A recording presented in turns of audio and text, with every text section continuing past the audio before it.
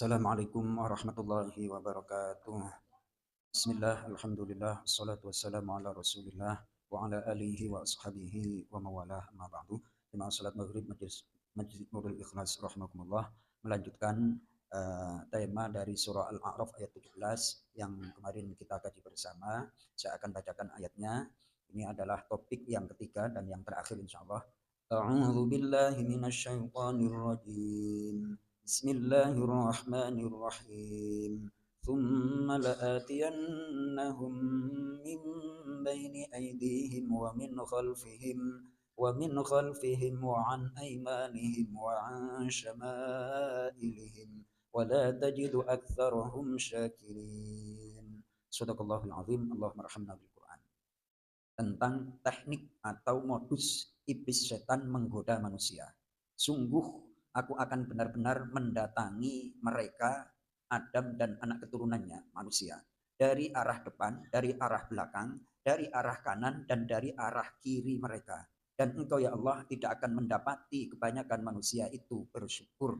Ini ada kaitannya dengan kemarin yang disampaikan oleh Buya Dr. Lutfi Hakim bahwa memang yang namanya manusia itu sedikit sekali yang bersyukur. Baik, modus operandi atau tekniknya setan menggoda manusia dari depan, yakni depan itu menggambarkan tentang masa depan. Ditipu, kamu kan masih sehat, kamu kan masih muda, ntar aja kalau ke masjid, tar.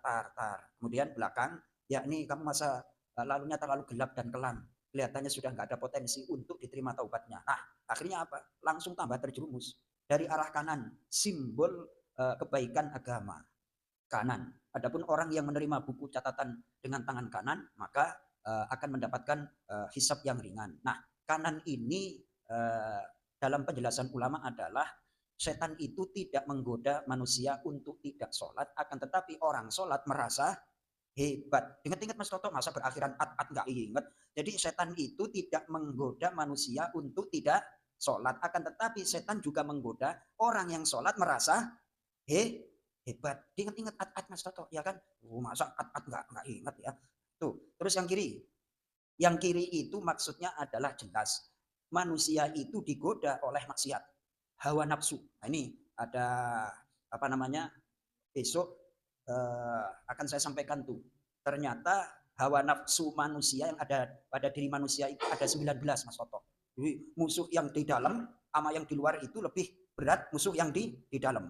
Apa saja besok aja Mas Toto, ya kan? Nah, kemudian kenapa dari atas dan dari bawah itu tidak disebutkan dalam Al-Qur'an? Penjelasannya adalah karena atas itu adalah turunnya rahmat. Dan itu diberikan oleh Allah bagi orang yang gemar berdoa. Kata Syekh Muhammad Mutawalli Sya'rawi. Makanya orang kalau nggak mau berdoa, sombong, gampang digoda oleh setan. Itu kata Syekh Mutawalli Sya'rawi. Hati-hati Mas Toto.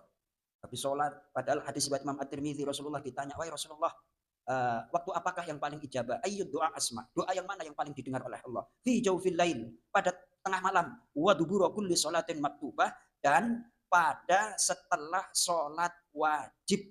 Nah, kalau nggak berdoa kan rugi. Itu satu, turunnya rahmat. Kemudian dari atas juga turunnya wahyu Al-Qur'an. Kemudian dari bawah, setan nggak bisa, kenapa? Karena orang itu sujud. Lalu dijelaskan di dalam tafsir, setan itu kalau melihat orang yang sujud itu jengkelnya setengah mati Mas Toto. Gara-gara aku nggak sujud, aku diusir selamanya dari surga. Gara-gara warga Curug Indah berangkat ke Masjid Nurul Ikhlas sujud, dosa kecilnya digugurkan. Itu sekali Mas Toto. Belum lagi sholat sunnahnya Pak Del. Belum lagi sholat baktiahnya Pak Sony. Itu ngangkat derajat. Jadi setan itu dianalogikan oleh Syekh Sa'rawi itu. Diteruskan apa enggak ini ya? Itu sedikit ya. Jadi setan itu ibarat maling. Maling itu biasanya nyuri dari arah depan, belakang, kanan, kiri.